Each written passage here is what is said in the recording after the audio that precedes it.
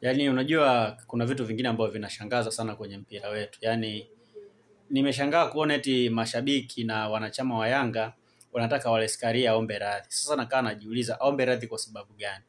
Huyu ni rais wa shirikisho, anapaswa kuheshimiwa, anapaswa kupewa heshima zote. Kwa sababu ni rais ambaye amefanikiwa kuifanya Tanzania kuinuka kwa kiasi kikubwa kwenye michezo. Ameifanya Tanzania kuwa miongoni mwa mataifa bora barani Afrika kwenye mpira.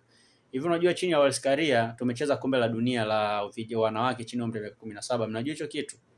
Chini ya Wallace Karia timu zote za Tanzania zimefuzu AFCON.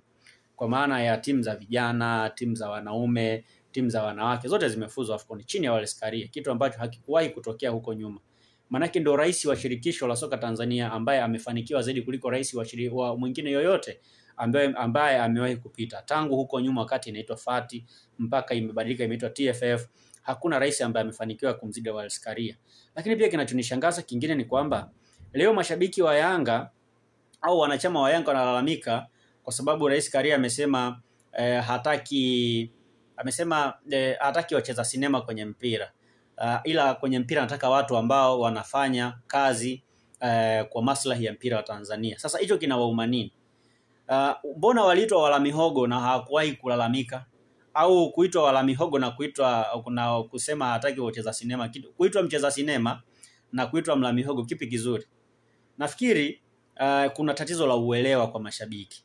Yaani kauli ya Wallace Karia sio mbaya, ila viongozi wa Yanga ndio ambao wameitafsiri kwa ubaya, kwa maana ya kuona kwamba timu yao inaonewa, na hili ni tatizo ambalo limetengenezwa na viongozi wao. Ndio maana pia nikasema hata Young Africans haina viongozi imara, haina viongozi ambao wana uwezo au wana sifa za kuiongoza Young Africans.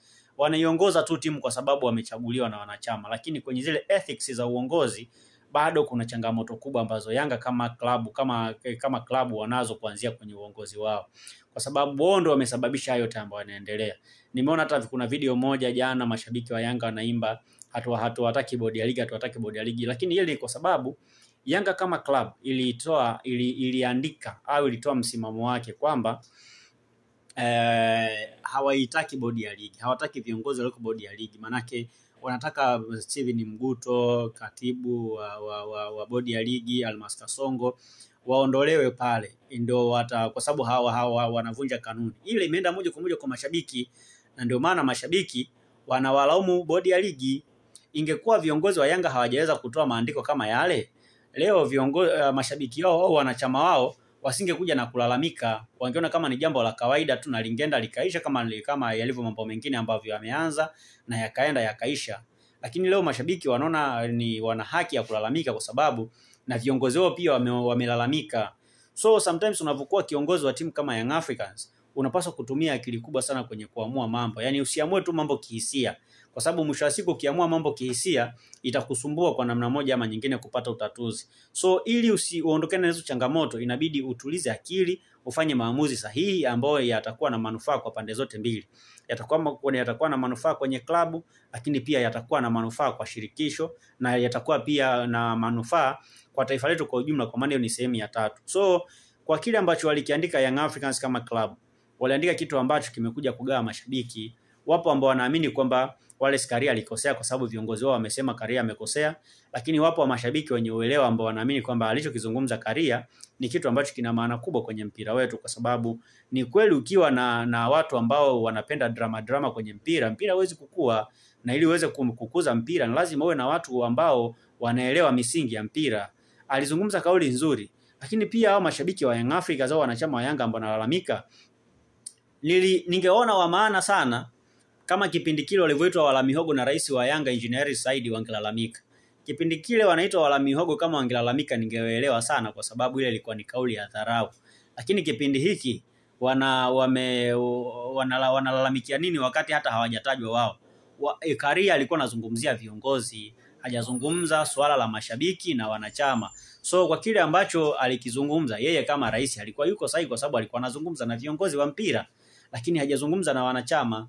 Lakini wanachama hao ndio ambao wanapenda kulalamika. Yaani hizi timu zenu za Simba na Yanga hizi msisifanye kama miungu. Yaani kwamba kila nyie hampaswi labda kukosolewa au hampaswi kufanywa nini. No. Yaani watu wako kwa ajili ya kupambania mpira wa Tanzania. So nyie kaeni na timu zenu, mzishabikie timu zenu, lakini muache mambo ya hovyo, kwa sababu mwisho wa siku tunajenga mpira kwa maslahi ya sisi wadau na mashabiki wajao baadaye. Nyie ambao mnaendelea kupenda timu zenu hizo, endeleeni kubaki na timu zenu, lakini msilete pressure ambazo hazina msingi. Na nitashangaa kama rais wa shirikisho Wallace Karia ataomba radhi.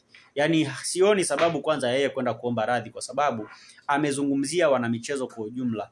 Na yule ni rais wa shirikisho.